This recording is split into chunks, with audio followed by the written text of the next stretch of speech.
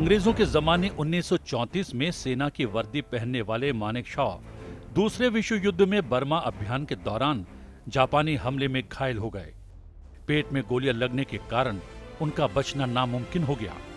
Rangoon के अस्पताल में उन्हें ऑपरेशन के लिए भर्ती कराया गया। डॉक्टर ने पूछा क्या हुआ, तो उन्होंने बेहद मजाकिया लहजे में कहा, कुछ नहीं, एक गधे ने लात मार दी। डॉक्टर चौंका और चौंक कर बोला, मौत की कगार पर होने के बावजूद तुम्हारा ये मजाक अच्छा लगा। तुम्हारा यही जज्बा तुम्हें मौत के मुंह से बाहर ले आएगा। और ऐसा ही हुआ। मानेकशॉ ने मौत को शिकस्त दी और 14वीं सेना के 12 फ्रंटियर राइफल फोर्स में लेफ्टिनेंट बनकर बर्मा के जंगलों में फिर से मोर्चा संभालने पहुंच गए।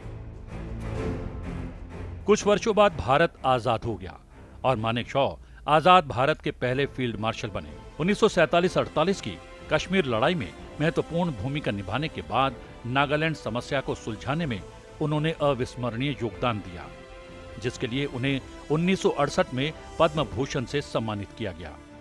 लेकिन देश को असली सम्मान तो मानेकशॉ ने दिलवाया 1971 भारत पाकिस्तान युद्ध में। 7 जून 1969 को मानेकशॉ भारत के 8वें chief of the army staff बन गए और चीफ ऑफ आर्मी स्टाफ बनते ही पूर्वी पाकिस्तान में पाकिस्तान आर्मी द्वारा सताए गए शरणार्थी बड़ी संख्या में भारत आने लगे। युद्ध तय हो गया और मानेकशॉ ने बांग्लादेश मुक्ति संग्राम में भारतीय सेना का नेतृत्व करके पाकिस्तान को बुरी तरह हराकर और भारत को जीत दिलवाकर भारतीय सेना का स्वर्णिम अध्याय लिख दिया।